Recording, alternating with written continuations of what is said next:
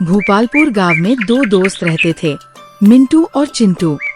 वे दोनों बहुत अच्छे दोस्त थे। गर्मियों का मौसम था, इसलिए स्कूल की छुट्टियां चल रही थी।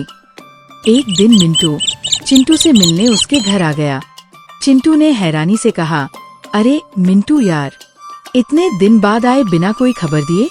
मिंटू मुस्कुराते हुए बोला, हाँ यार, घर में रह रहकर बोर हो गया था, सोचा तेरे पास आ जाऊं। दोनों आपस में बातें कर ही रहे थे, तभी चिंटू की माँ बाजार से घर लौटीं। उन्होंने पूछा, बेटा मिंटू कब आया? मिंटू ने धीरे से मुस्कुराकर कहा, अभी थोड़ी देर पहले ही आया हूँ आंटी।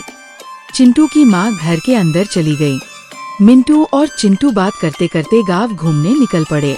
घूमते घूमते वे गांव के पास के जंगल तक पहुंच गए। मिंटू ने कहा, चल चिंटू, आज इस जंगल में घूमने चलते हैं।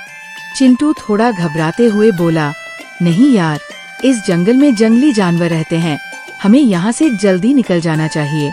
मिंटू हंसते हुए बोला, अरे भाई, हम मर्द हैं, टेंशन मत ले। ये कहकर मिंटू ने चिंटू का हाथ पकड़ा और जंगल की ओर चल पड़ा। थोड़ा आगे जाने पर उन्हें एक खरगोश दिखा।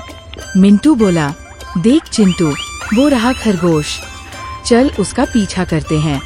चिंटू कुछ कह पाता, उससे पहले ही मिंटू भागते हुए खरगोश के पीछे दौड़ पड़ा।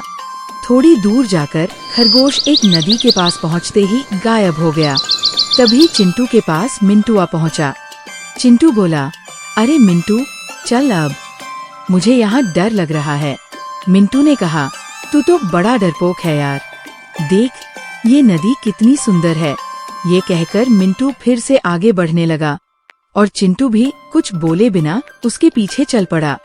शाम होने लगी थी, इसलिए दोनों ने तय किया कि अब जंगल में रुकना ठीक नहीं और वे गांव की ओर लौट गए। उस रात मिंटू चिंटू के घर ही रुक गया। रात के करीब 2 बज रहे थे। सब गहरी नींद में सो रहे थे। तभी मिंटू को घर के बाहर कुछ अजीब सी आवाज सुनाई दी। वो बिना किसी को जगाए बाहर देखने चला गया। वही खरगोश जो उन्होंने दिन में देखा था, घर के सामने इधर उधर भाग रहा था।